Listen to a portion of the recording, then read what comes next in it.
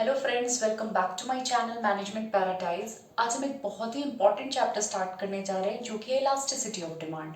लेकिन उससे पहले मैं सजेस्ट करूंगी कि आप डिमांड के चैप्टर को रिवाइज कर लो ताकि ये चैप्टर आपको अच्छे से समझ में आए। अगर आपने डिमांड के चैप्टर को स्टडी नहीं किया है तो लिंक आपको नीचे डिस्क्रिप्शन बॉक्स में मिल जाएगा।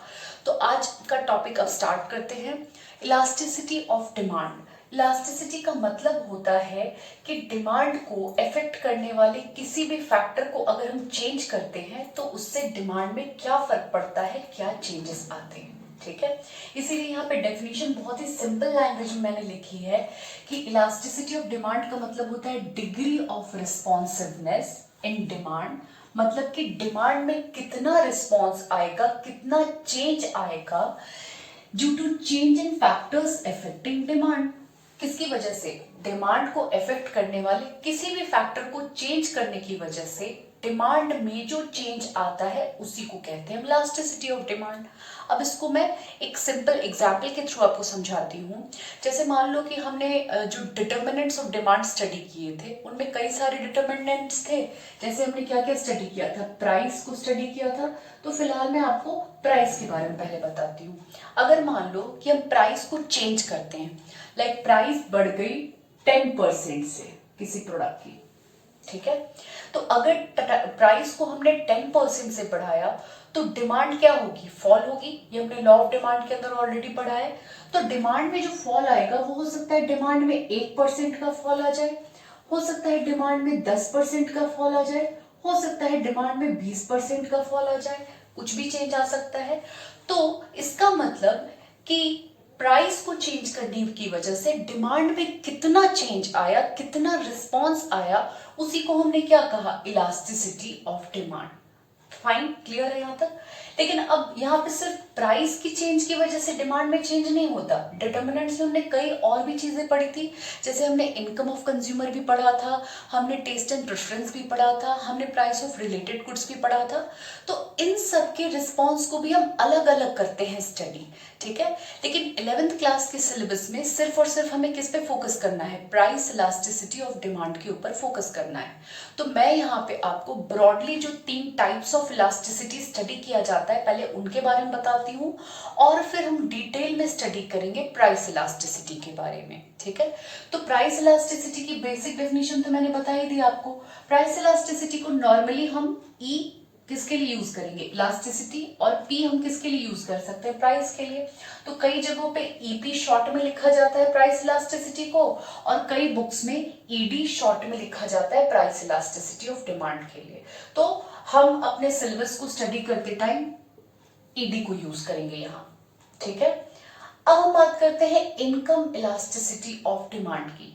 तो जब हमने प्राइस इलास्टिसिटी की बात कही थी तो हमने क्या कहा कि प्राइस में चेंज होने से डिमांड की वजह में होने वाला चेंज को हमने प्राइस इलास्टिसिटी कहा था। तो इनकम इलास्टिसिटी हम किसको कहेंगे? इनकम में मान लो 10% का इंक्रीज हो गया, ठीक है, तो डिमांड में भी चेंज आएगा। हमने पहले क्या पढ़ा था कि अगर नॉर्मल गुड्स होते हैं तो डिमांड क्या हो जाती है? बढ़ जाती है। और अगर इंफीरियर गुड्स होते हैं तो डिमांड क्या हो जाती है? घट जाती है। कब? जब हमारी इनकम बढ़ी। तो अब वो भी तो चेंजेस डिफरेंट डिफरेंट हो सकता है। हो सकता है कि जो हमारी गुड्स की डिमांड है वो 10% बढ़ी हो, 20% बढ़ी हो, 2% बढ़ी हो, या फिर उसी हिसाब से कम हुई हो। तो इसी चेंज को जब हम स्टडी करते हैं तो वो क्या कहा जाएगा? Income elasticity of demand.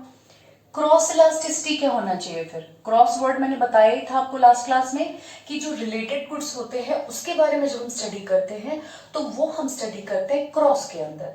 तो क्रॉस इलास्टिसिटी ऑफ डिमांड में हम क्या स्टडी करेंगे? रिलेटेड गुड्स के बारे में।